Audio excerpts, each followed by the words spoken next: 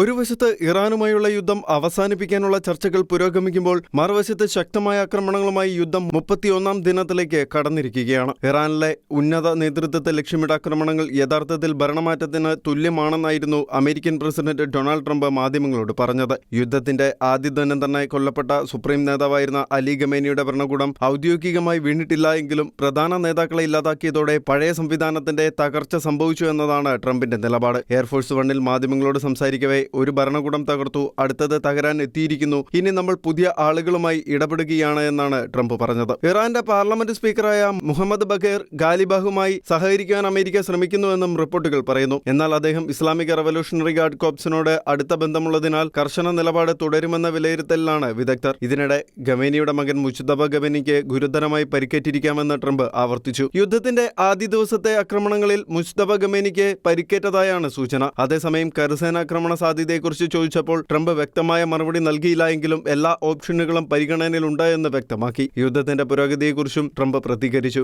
ആയിരക്കണക്കിന് ലക്ഷ്യങ്ങൾ ഇതിനകം തകർത്തുവെന്നും ഇനി കുറച്ച് ലക്ഷ്യങ്ങൾ മാത്രം ബാക്കിയുണ്ട് എന്നും അദ്ദേഹം പറഞ്ഞു. യുദ്ധം അവസാനിപ്പിക്കാൻ ഉടൻ കരാറുണ്ടാകുമെന്ന പ്രതീക്ഷയും അദ്ദേഹം പങ്കുവച്ചു. എന്നാൽ ഇതിന് സ്ഥിരീകരണമൊന്നും ഇതുവരെ ലഭിച്ചിട്ടില്ല. ആണവ വിഷയത്തിൽ ട്രംപ് വീണ്ടും കടുത്ത നിലപാട് ആവർത്തിച്ചു. ഇറാൻ ആണവായുധങ്ങൾ ഉപേക്ഷിക്കണമെന്നതിൽ താൻ ഉറച്ചു നിൽക്കുന്നുവെന്ന് ട്രംപ് പറഞ്ഞു. US നാഷണൽ ഇന്റലിജൻസ് ഡയറക്ടറായ തൾസി ഗബാർഡിയുടെ അഭിപ്രായവുമായി ചെറിയ വ്യത്യാസമുണ്ട് എന്നും അവർ അല്പം മൃദുവായ സമീപനമാണ് സ്വീകരിച്ചിരിക്കുന്നതെന്നും ട്രംപ് കൂട്ടിച്ചേർത്തു. ലോകത്തിലെ പ്രധാന എണ്ണ ഗതാഗത പാതയായ സ്ട്രെയിറ്റ് ഓഫ് ഹോർമൂസിനെ കുറിച്ചും ട്രംപ് മുന്നറിയിപ്പ് നൽകി. ഇറാൻ ടോൾ ഈടാക്കുന്നുവെന്ന റിപ്പോർട്ടുകൾ പരിശോധിക്കുമെന്നും ആവശ്യമെങ്കിൽ കടലെടുക്ക് അടയ്ക്കുവാൻ അമേരിക്കയ്ക്ക് കഴിയുമെന്നും ട്രംപ് പറഞ്ഞു. ഇതിനിടെ ചില എണ്ണക്കപ്പലുകൾ കടന്നുപോകുവാൻ ഇറാൻ അനുമതി നൽകിയതായും ട്രംപ് അവകാശപ്പെട്ടുവെങ്കിലും ഇതിനും വ്യക്തമായ തെളിവുകൾ പുറത്തുവിട്ടിട്ടില്ല. ഇറാന്റെ പ്രധാന എണ്ണ കയറ്റുമതി കേന്ദ്രമായ ഗാർഗ് ഐലൻഡ് പിടിച്ചെടുക്കുവാനുള്ള സാധ്യതയും ട്രംപ് സൂചിപ്പിച്ചു. ഇറാന്റെ എണ്ണ കൈവശപ്പെടുത്തുവാൻ ആഗ്രഹിക്കുന്നുവെന്ന പ്രസ്താവനയും അദ്ദേഹം നടത്തി. ഗാർഗ് ദ്വീപ് പിടിച്ചെടുക്കുന്നതിനെക്കുറിച്ച് അന്തിമ തീരുമാനം എടുത്തിട്ടില്ല എങ്കിലും എല്ലാ മാർഗങ്ങളും പരിഗണനയിലുണ്ട് എന്നും ട്രംപ് വ്യക്തമാക്കി. അതേസമയം കരാറിനെക്കുറിച്ച് ട്രംപ് മിശ്ര സന്ദേശങ്ങളാണ് നൽകുന്നത്.